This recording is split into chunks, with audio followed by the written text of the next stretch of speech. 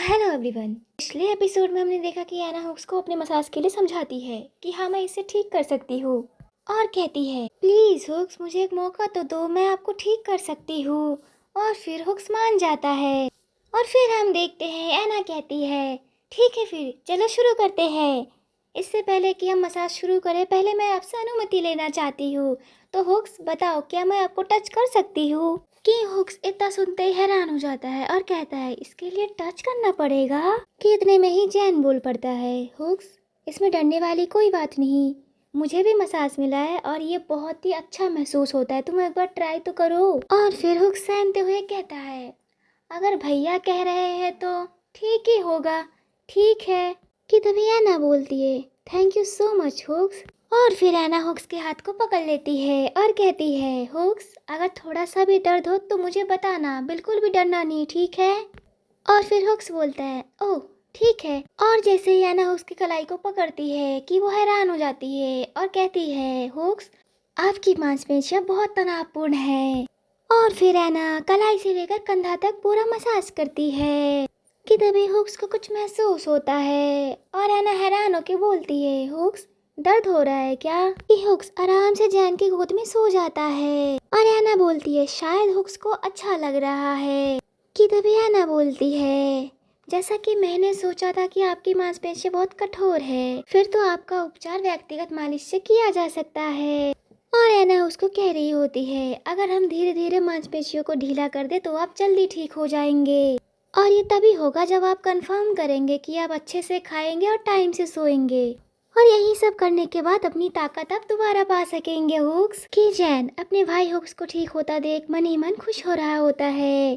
और एना जैन से कह रही होती है मैं यहाँ तब तक रहना चाहती हूँ और हुक्स पर नजर रखना चाहती हूँ जब तक वो ठीक न हो जाए।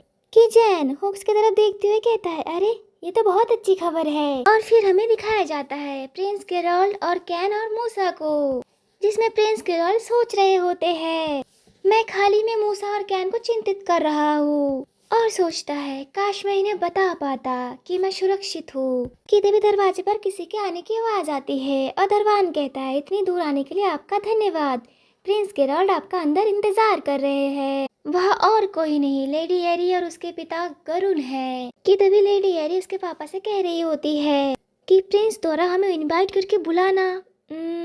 और जबकि अभी एना चली गई है तो क्या हो सकता है पापा, क्या वो मुझे अपना मंगेतर बनाने के लिए इनवाइट किया है? कि दोनों ऐसे ही फुसफुसाते हुए प्रिंस के कार्यालय में पहुंच गए और दोनों प्रिंस के रिस्पेक्ट में सर झुकाते हुए कहते हैं आपसे मिलकर खुशी हुई प्रिंस गेराल्ड। और फिर मिस्टर गरुण प्रिंस से बोल रहा होता है मुझे अपनी बेटी के साथ बुलाए जाने पर गर्व है। कि तभी प्रिंस उन दोनों की तरफ गुस्से से देखता है और गुस्से से उन दोनों से कह रहे होते हैं मैं साइंटिस्ट एना के किडनैप के बारे में आप दोनों से कुछ पूछताछ करना चाहता हूँ।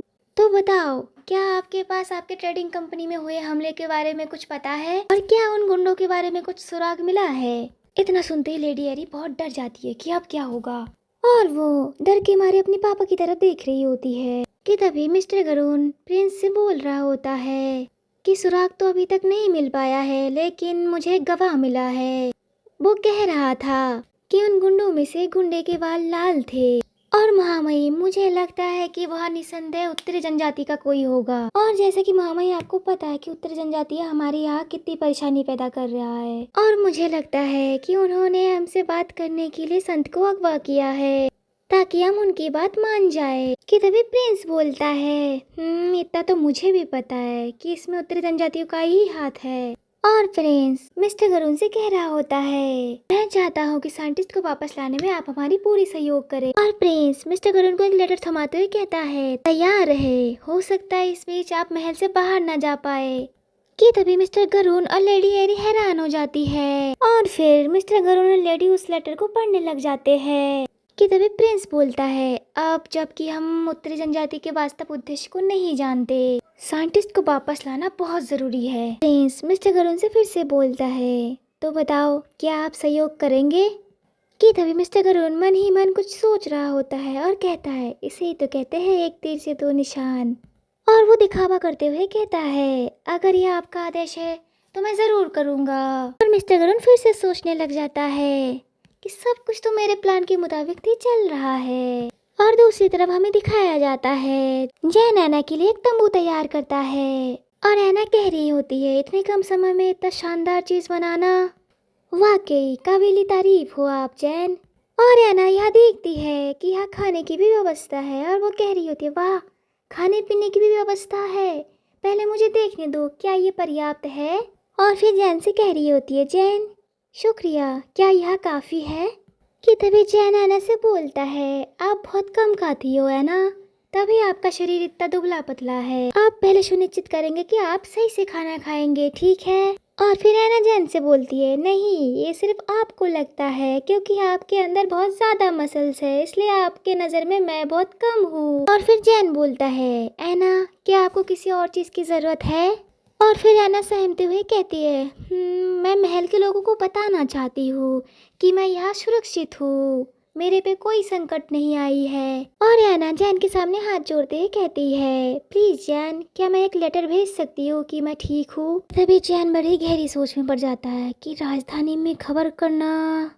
और फिर जैन बोलता है हमारे पास अभी स्टेशनरी का कोई भी सामान नहीं है, हमें थोड़ा सा समय दीजिए। कि तभी ऐना बोलती है thank you so much Jain.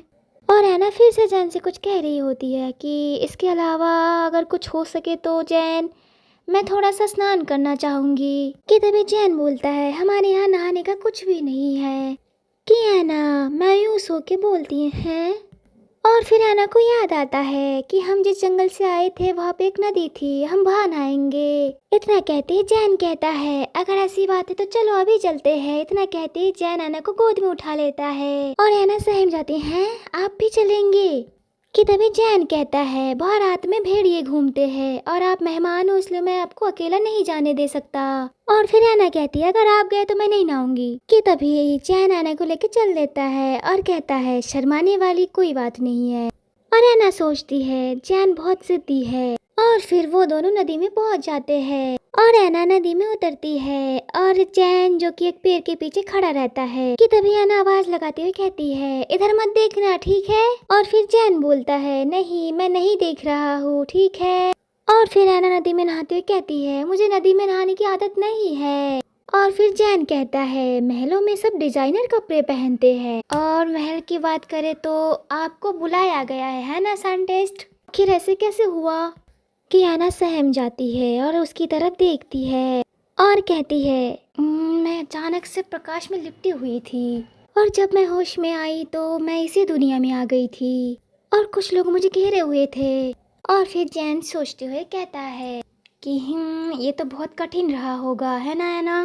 और फिर ऐना कहती है लेकिन किसी कारण से मैं भाषा और लेखन को समझ सकती हूँ और महल में तो सभी दयालु है इसलिए मैं नॉर्मल रहने की बहुत कोशिश करती हूँ। कि तभी जैन अपना माथा पकड़ते हुए कहता है ऐना मैं जानता हूँ मैंने तुम्हारा अपहरण किया है, लेकिन आप जानते हैं बहुत ज्यादा दयालु होना भी अच्छा नहीं होता। लेकिन फिर भी एक बात है ऐना आपको अचानक बुलाया गया था, आप घर तो लौटना चाहते होंगे है ना।